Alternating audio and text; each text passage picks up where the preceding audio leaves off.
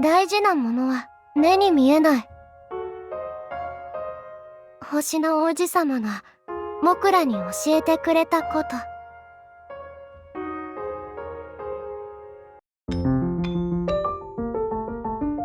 何を読んでいるんだ、ドクター・ケイ。はい、これは星の王子様です。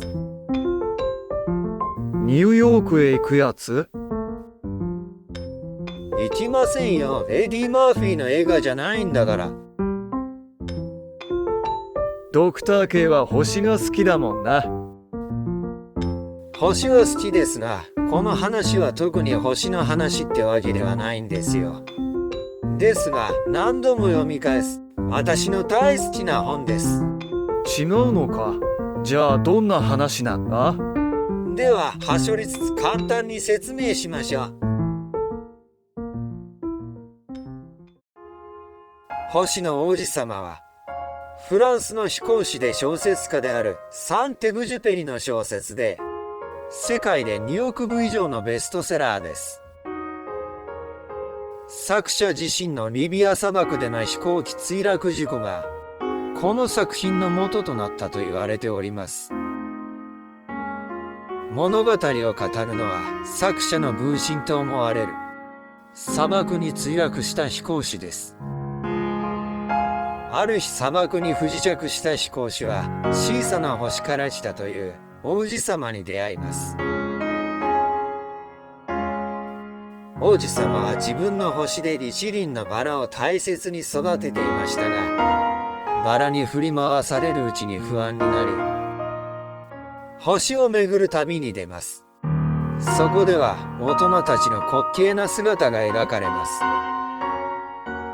権力にとらわれる王様、家ばかり気にする男、数を数えることに夢中な実業家。王子様はそんな大人たちを見て、大人って本当に変だなと思います。なるほどな。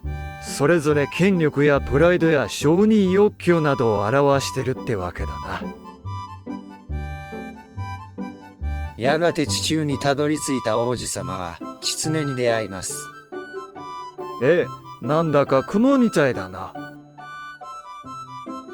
そこはスルーしてよ。狐は言います。仲良くなるには絆を結ぶことが必要なんだ。最初はよそよそしかった狐も王子様と一緒に過ごすうちに少しずつ心を開いていきます。君がならしてくれたから僕にとって君は特別なんだ。本当に大切なものは目には見えない。心で見なくちゃね。狐のこの言葉で王子様は自分の星のバラが自分にとって特別な存在であることに気づくのです。やがて飛行士と王子様は砂漠で一緒に井戸を探すことになります。王子様は言います。砂漠が美しいのはどこかに井戸を隠しているからだよ。なるほどな。あの地平線輝くのはどこかに君を隠しているからって宮崎駿も言ってたもんな。大事なものは目に見えない。飛行士がそれに気がついたとき、井戸を見つけるのです。その井戸の水はただの水ではなくて、誰かを思う気持ちや目に見えない大切なことを思い出させてくれる水でした。そして物語の最後、王子様は砂漠で一匹の蛇に出会います。お前の毒は強いのかい？王子様は自分の星へ帰るため蛇の毒を使おうとします。なんだと、毒といえばこの俺がいるだろう。そこは張り合うとこじゃないから。飛行士は必死に止めようとしますが、王子様は微笑んで言います。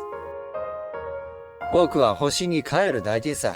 僕にはあの花に責任があるんだ。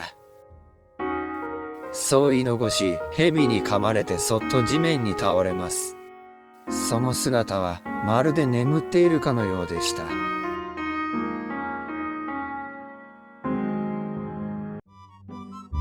と、まあこんな感じで、って。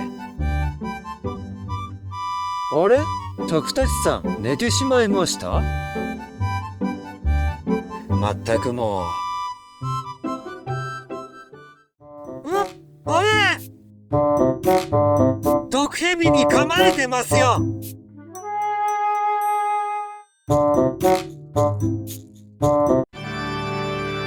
そしてドクターさんは星になりました。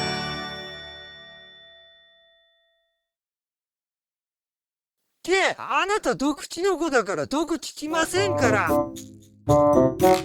パチリ、確かにそうだった。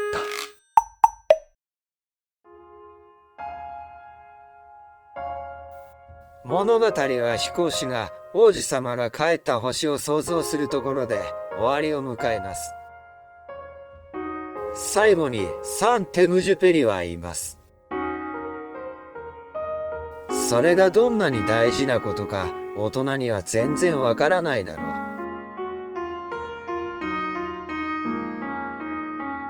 この物語は目には見えない大切なもの、失ってはいけない子供の心、そして本当の愛について私たちに問いかけているのかもしれません。